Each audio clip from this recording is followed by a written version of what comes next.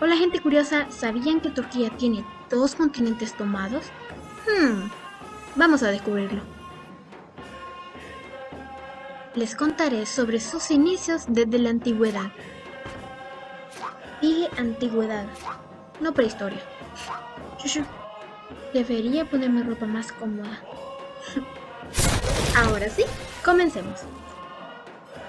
Turquía tiene su origen en dos grandes grupos, que son los xions.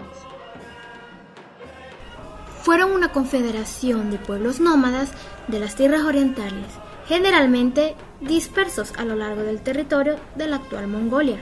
Los del norte y el sur fueron expulsados por otras comunidades nómadas. Este gran movimiento se prolongó todo un siglo, desde aproximadamente el 250 hasta el 350, y se realizó en múltiples etapas.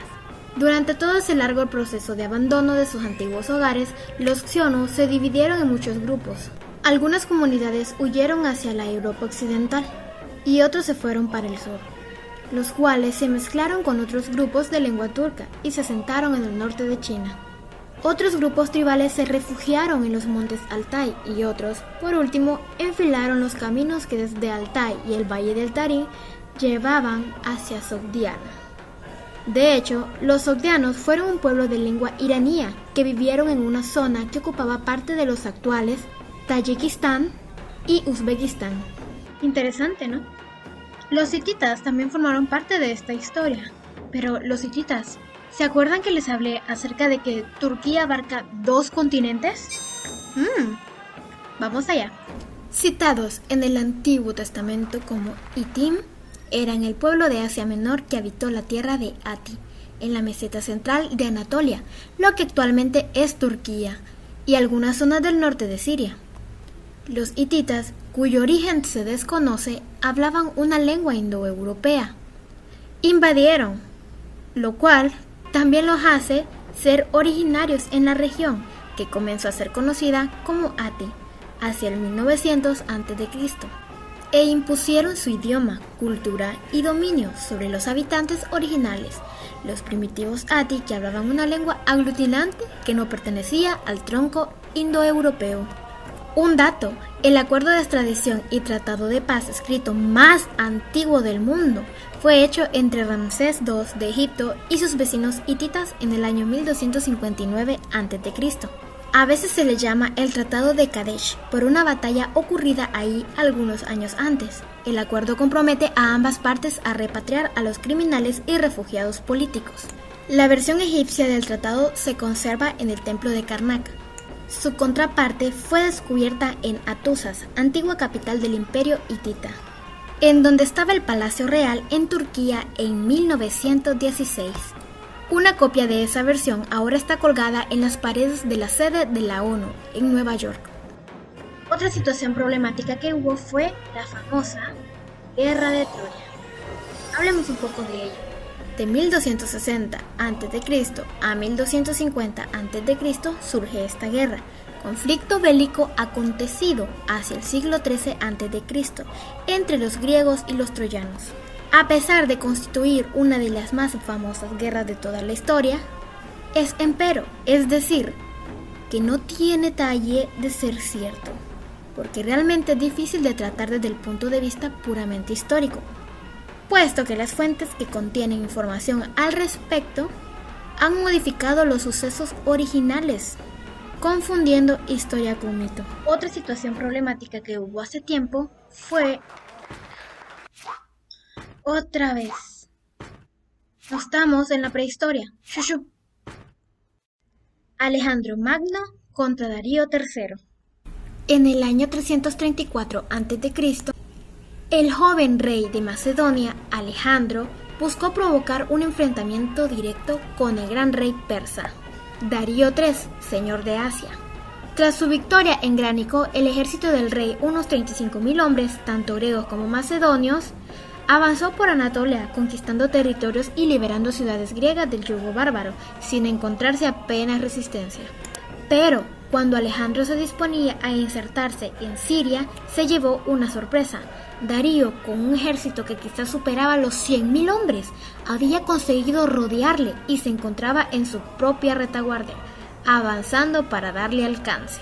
Por desgracia, los dos ejércitos se vieron dirigidos hacia una estrecha llanura de unos 3 kilómetros de ancho, cortada por el curso del río Payas y bordeada por unas pequeñas montañas en un lateral y con el mar en el flanco contrario. Alejandro se sentía un poco más tranquilo, ya que ambos ejércitos se encontraban en un lugar bastante reducido. El ejército persa, a pesar de ser numerosos, a los griegos les daba ventaja, ya que los acoplaba en un lugar más pequeño. Alejandro y Darío estaban planeando una forma de ataque. Darío se sentía seguro ya que tenía una buena forma de estrategia, pero también Alejandro. Ambos tenían muy buenas estrategias, en la cual el persa quería lograr envolver a todos los griegos. Darío realmente se encontraba enojado porque un año antes había sido derrotado por el mismo Alejandro. Por otro lado, los griegos se sentían un poco asustados y Alejandro vio eso.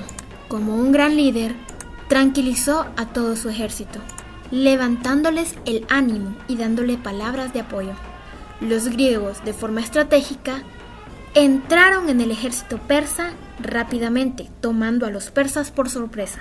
El objetivo de Alejandro era entrar de forma oblicua, rápidamente, hasta llegar al rey, cosa que alteró a los persas y no les dio tiempo de pensar en una estrategia mejor.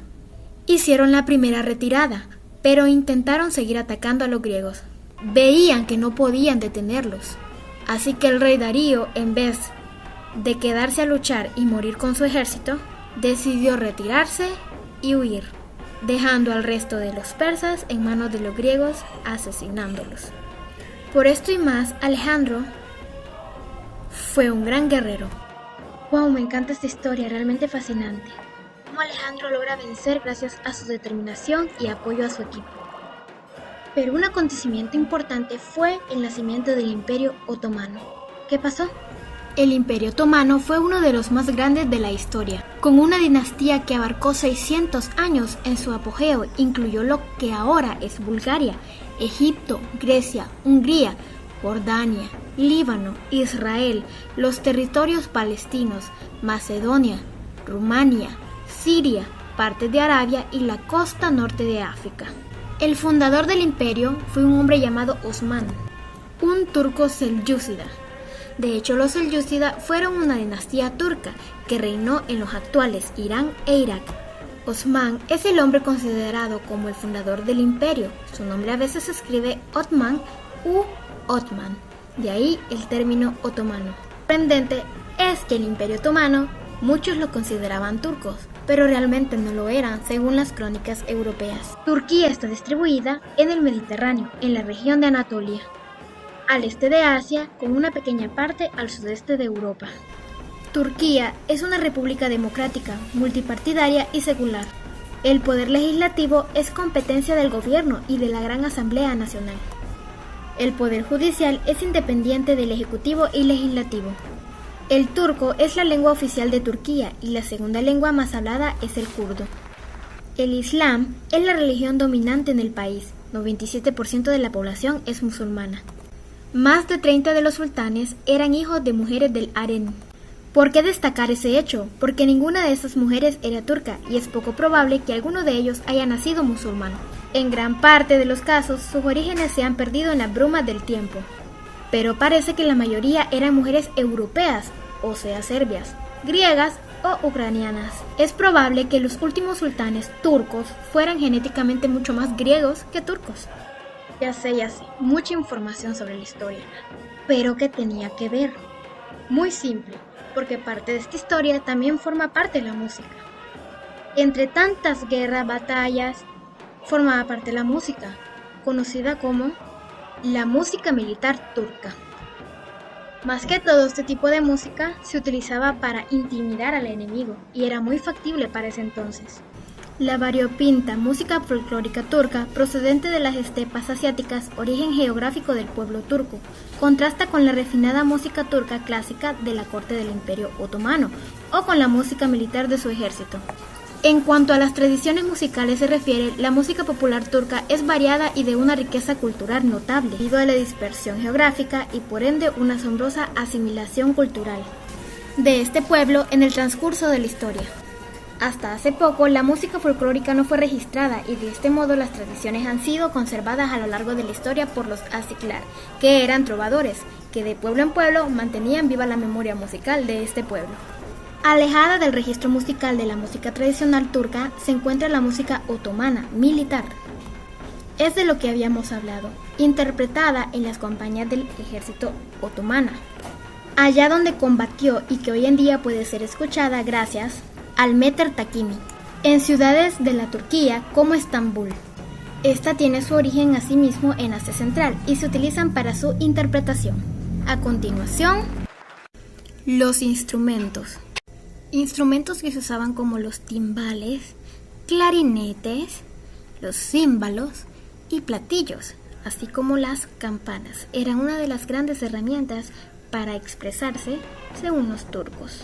La tradición musical turca resulta de una combinación de la herencia pentatónica de las tribus turcas de Asia Central que comenzaron a establecerse en Anatolia a partir del siglo IX, de las tradiciones arameas y hebreas de los primeros cristianos, de los antiguos griegos y romanos y más tarde de las tradiciones bizantina, árabe y persa.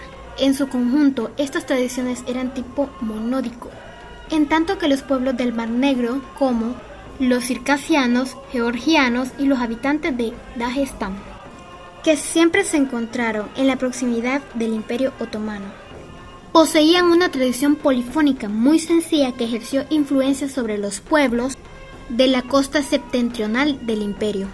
Hacia el oeste, los ejércitos otomanos marchaban hacia la puerta de Viena. Los instrumentos y el sonido de las bandas militares de los jenízaros constituían una novedad para los europeos en esa época. Así, con la ayuda de la música, se dio un inicio a una interrelación entre dos culturas opuestas, una occidental y la otra oriental. Durante los siglos XVII, XVIII y IX, compositores europeos como Händel, Telemann, Haydn, Mozart, Beethoven, Weber, Rossini y muchos otros menos conocidos crearon piezas muy populares de este estilo turco, conocidas como turquerías. A fines del siglo, esta parte del mundo se encontraba en caos. Se produjo un trágico éxodo de la población turca de los Balcanes durante las guerras balcánicas y rusas. Muchos de esos refugiados perecieron en el camino, pero los sobrevivientes trajeron consigo sus tradiciones musicales balcánicas a sus nuevos hogares diseminados en los alrededores de Anatolia. Luego de haberse producido estos levantamientos y guerras, el Imperio Austrohúngaro y el Imperio Otomano sucumbieron a fines de la Primera Guerra Mundial. Turquía perdió prácticamente todos sus territorios de los Balcanes y lo que actualmente es Irak, Siria, Líbano, Jordania, Palestina y la península arábica. ¿Quién iba a decir, no? En esa época se estaban produciendo sucesos trágicos en la Alemania nazi. Muchos músicos prominentes de inclinación antinazi o de origen o familia judía eran perseguidos en ese país. La República Turca ofreció asilo a muchos músicos y profesores universitarios a partir de 1933 y hasta el fin de la Segunda Guerra Mundial. Esperen. ¿No les parece familiar esto?